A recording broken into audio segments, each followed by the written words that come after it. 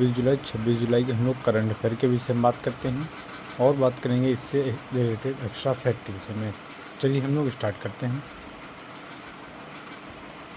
पहला क्वेश्चन, अंतर्राष्ट्रीय न्यायिक कल्याण दिवस जुलाई के किस तारीख को मनाई जाती है? ये 25 जुलाई को मनाया जाता है। बात करें किसके रिलेटेड पॉइंट्स, तो 25 जुलाई को अंतर्राष्ट्रीय न्यायिक कल्याण दिवस के रूप में मनाया जाता है। इस दिवस को मार्च 2025 में संयुक्त राष्ट्र महासभा द्वारा आधिकारिक रूप से मान्यता दी गई थी। यह 25 जुलाई 2024 को अपनाए गए न्यायिक कल्याण पर नाउरू घोषणा पत्र पर आधारित है। संयुक्त राष्ट्र द्वारा मान्यता प्राप्त पहली पहल थी जो पूर्णतः न्यायाधीशों के स्वास्थ्य कल्याण पर केंद्रित थी। नेक्स्ट बात करते हैं कि दिल्ली हाई कोर्ट ने एसएससी से पोर्टल को दृष्टिबाधिता हेतु सुगम बनाने के लिए कहा है। ये एक तरह की इनकी पहले यह रिपोर्ट है, इसमें हम लोग बात करेंगे क्या क्या इंक्लूड है। तो बात करें कि दिल्ली उच्च न्यायालय ने कर्मचारी चयन आयोग यानी एसएससी को निर्देश दिया कि वह अपने ऑनलाइन पोर्टल को दृष्टिबाधित अभ्यर्थियों के लिए और अधिक उपयोगकर्ता अनुकूल बनाए ताकि वे विभिन्न परीक्षाओं के लिए आवेदन कर सकें। मुख्य न्यायाधीश डीके उपाध्याय और न्यायमूर्ति तुषार राव गेडेला की पीठ ने यह निर्देश जारी करते हुए एसएससी से दृष्टिबाधित अभ्यर्थियों को अपनी तस्वीरें अपलोड करने का एक वैकल्पिक माध्यम उपलब्ध कराने पर विचार करने को कहा है। नेक्स्ट बात करते हैं, विश्व डूबने से बचाव दिवस कब मनाया जाता है? तो ये भी 25 जुलाई को मनाया जाता है। प्रतिवर्ष 25 जुलाई को विश्व डूबने से बचाव के लिए दिवस के रूप में मनाया जाता है। यह संयुक्त राष्ट्र द्वारा मान्यता प्राप्त एक ऐसा दिवस है जो डूबने के एक अपेक्षित सार्वजनिक स्वास्थ्य समस्या के बारे में जागरूकता बढ़ाने के लिए मनाया जाता है। यह दिवस घोषणा संयुक्त राष्ट्र महासभा ने अप्रैल 2021 में प्रस्ताव ARES 75/273 के माध्यम से की थी। इसका एक तरीके से कह सकते कोड है, ठीक है। यह निर्णय विश्व स्वास्थ्य संगठन की डूबने से संबंधित वैश्विक रिपोर्ट के बाद में लिया जाता है। नेक्स्ट क्वेश्चन, आरबीआई ने आईडीएफसी फर्स्ट बैंक में वारबर्ग पिंगस के निवेश की मंजूरी दी है। तो ये आरबीआई ने वारबर्ग पिंगस को आईडीएफसी फर्स्ट बैंक 9.99% तक हिस्सेदारी हासिल करने की मंजूरी दे दी। यह निवेश वारबर्ग की सहयोगी company Currant Sea Investment BV के माध्यम से किया जाएगा। निवेश मूल्य 4,876 करोड़ लगभग $587 मिलियन है। वारबर्ग 60 रुपये प्रति शेयर की दर से लगभग 81.27 करोड़ CCPS अनिवार्य रूप से परिवर्तन वायरता शेयर खरीदेगा।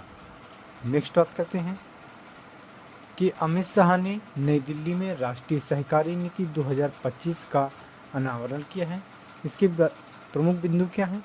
कि गृह मंत्री ने एवं सहकारिता मंत्री अमित शाह ने नई दिल्ली राष्ट्रीय नागरिकता नीति 2025 का शुभारंभ किया है। यह नीति प्रधानमंत्री मोदी के सहकार से समृद्धि के दृष्टिकोण के अनुरूप है। इस नीति को दूरदर्शिता, व्यवहारिक और परिणामोन्मुखी बताया गया है। इसका उद्देश्य प्रत्येक तहसील में 5 आदर्श सहकारी गांव विकसित कराना है। यह नीति गांवों, कृषि, ग्रामीण महिलाओं, दलितों और आदिवासियों के लिए केंद्रित है। नेक्स्ट क्वेश्चन, कि आरबीआई ने 50,000 करोड़ रुपए की नकदी जुटाने के लिए अचानक VVR नीलामी आयोजित की है।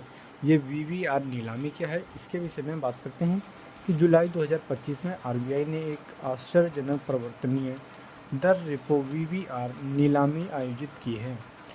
आरबीआई बैंकिंग प्रणाली में 50,000 करोड़ डाले। यह कदम प्रणाली अपने उभरते तरलता दबावों को दूर करने के लिए उठाया गया था। तरलता की कमी के कारण बात करें तो इसके दो कारण हैं। पहला जीएसटी से संबंधित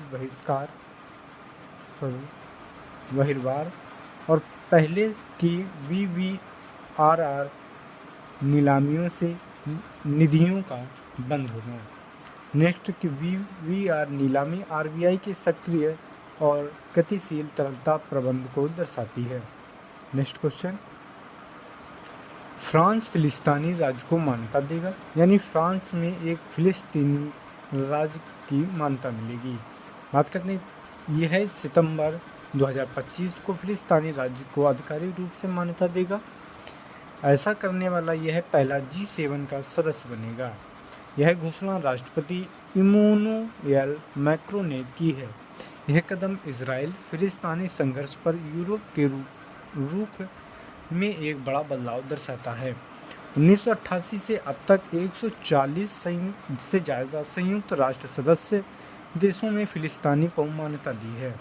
नेक्स्ट कि पूर्व वित्त सचिव अजय सेठ 3 वर्ष के लिए IRDAI के अध्यक्ष बने हैं।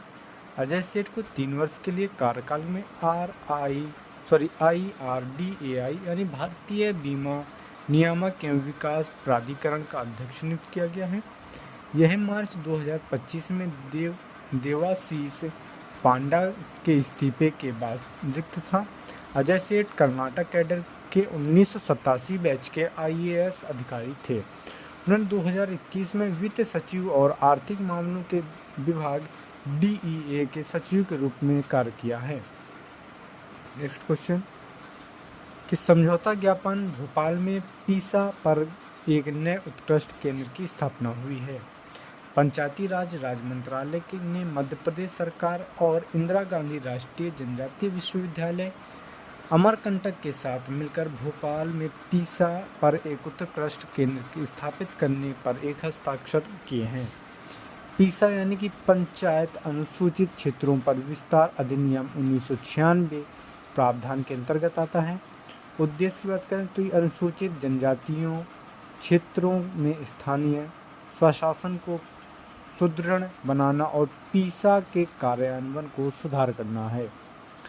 नेक्स्ट क्वेश्चन, भारत के दूसरे सबसे लंबे समय तक सेवा देने वाले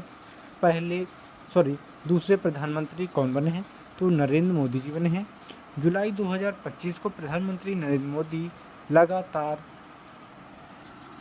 4078 दिन पूरे करके भारत के दूसरे सबसे लंबे समय तक प्रधानमंत्री रहने वाले प्रधानमंत्री बन गए हैं, जिससे इंदिरा गांधी 4077 दिनों तक रिकॉर्ड तोड़ा है।